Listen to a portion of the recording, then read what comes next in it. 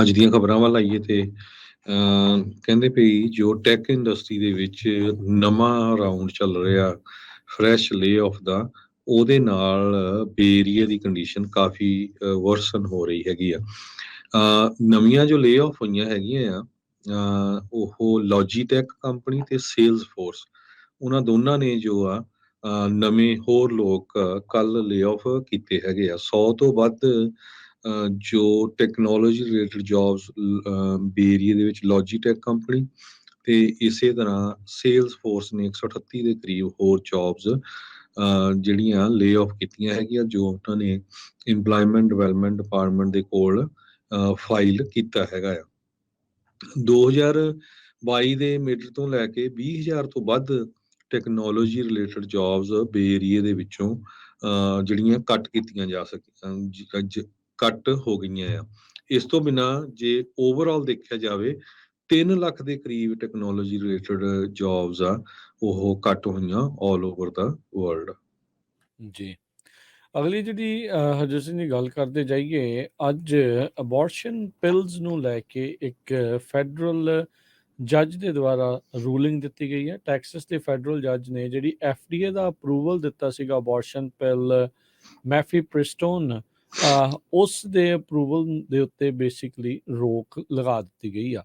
67 page ਦਾ opinion US district ਜੱਜ Matthew ਕੈਕਸਮਾਰਕੀ ਉਹਨਾਂ ਨੇ ਜਿਹੜਾ ਉਹ ਦਿੱਤਾ, ਜਿਸ ਦੇ ਵਿੱਚ FDA ਦੇ ਦੁਆਰਾ 2 ਦਹਾਕੇ ਪਹਿਲਾਂ ਜਿਹੜਾ ਅਪਰੂਵਲ ਆਇਆ ਸੀ, ਉਹਦੇ ਵਿੱਚ ਇਹਨਾਂ ਨੇ ਜ਼ਿਕਰ ਕੀਤਾ ਵੀ ਇੱਕ ਫੈਡਰਲ ਕਾਨੂੰਨ ਦੀ ਵਾਇਲੇਸ਼ਨ ਹੋਈ ਆ, ਉਲੰਘਣਾ ਹੋਈ ਆ ਇਸ ਦਵਾਈ ਨੂੰ ਤੇਜ਼ੀ ਦੇ ਨਾਲ ਅਪਰੂਵ ਕਰਨ ਦੇ ਚੱਕਰ ਦੇ ਵਿੱਚ। ਤੇ ਕਹਿੰਦੇ ਵੀ ਉਸ ਤੋਂ ਬਾਅਦ ਦੇ ਵਿੱਚ ਜਿਹੜੇ ਵੀ ਐਕਸ਼ਨ ਇਸ ਗੋਲੀ ਨੂੰ ਲੈ ਕੇ ਬਾਅਦ 'ਚ FDA ਦੁਆਰਾ ਲਏ ਗਏ ਆ, ਉਹ ਸਾਰੇ ਅਨਲਾਫੁਲ ਬਣਦੇ ਆ।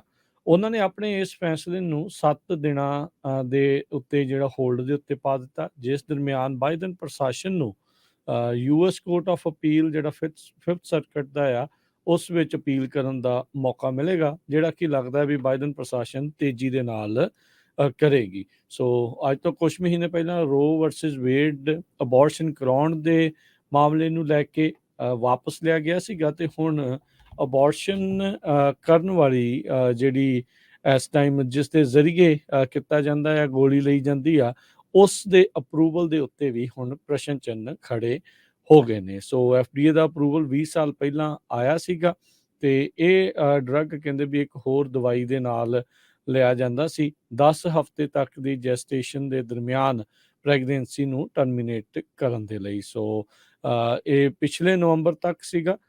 22 ਸਾਲ ਹੋ ਗਏ ਸੀ FDA ਦੀ ਇਸ ਅਪਰੂਵਲ ਤੋਂ ਹੋਣ ਤੋਂ ਬਾਅਦ, ਜਦੋਂ ਕੁਛ ਫਿਜ਼ੀਸ਼ੀਅਨਸ ਦੇ ਗਰੁੱਪ ਨੇ ਤੇ ਮੈਡੀਕਲ ਐਸੋਸੀਏਸ਼ਨ ਨੇ ਲਾਸੂਟ ਫਾਈਲ ਕੀਤਾ ਸੀਗਾ ਏਜੰਸੀ ਦੇ ਉਸ ਅਪਰੂਵਲ ਪ੍ਰੋਸੈਸ ਨੂੰ ਜਿਹੜਾ ਉਹ ਲੈ ਕੇ, ਤੇ ਉਹਨਾਂ ਦੇ ਬੇਸਿਕਲੀ ਹੱਕ ਦੇ ਵਿੱਚ ਫੈਡਰਲ ਡਿਸਟ੍ਰਿਕਟ ਕੋਰਟ ਐਮੋਰਿਲੋ ਦੇ ਵਿੱਚ ਇਸ ਜੱਜ ਨੇ ਕਿਹਾ ਆ ਵੀ ਉਸ ਨੂੰ ਅਪਰੂਵ ਕਰਨ ਦੇ ਚੱਕਰ ਵਿੱਚ ਫੈਡਰਲ ਕਾਨੂੰਨਾਂ ਦੀ ਉਲੰਘਣਾ ਹੋਈ ਆ। ਸੋ ਇਹ ਇੱਕ ਕਾਫੀ ਵੱਡਾ ਫੈਸਲਾ ਜਿਹੜਾ ਆ ਇੱਕ ਹਿਸਾਬ ਦੇ ਨਾਲ ਹਰਜੋਤ ਸਿੰਘ ਜੀ ਆਇਆ ਆ, ਤੇ ਕਹਿੰਦੇ ਵੀ ਕੁਛ ਸੂਬਿਆਂ ਵਿੱਚ ਤਾਂ ਇਹ ਲਾਗੂ ਰਹਿ ਸਕਦਾ ਆ, ਪਰ ਹਾਲ ਦੀ ਘੜੀ ਇਹ ਹੁਣ ਅੱਗੇ ਉਤਲੀਆਂ ਅਦਾਲਤਾਂ ਦੇ ਵਿੱਚ ਮਸਲਾ ਡੈਫੀਨੇਟਲੀ ਜਾਵੇਗਾ।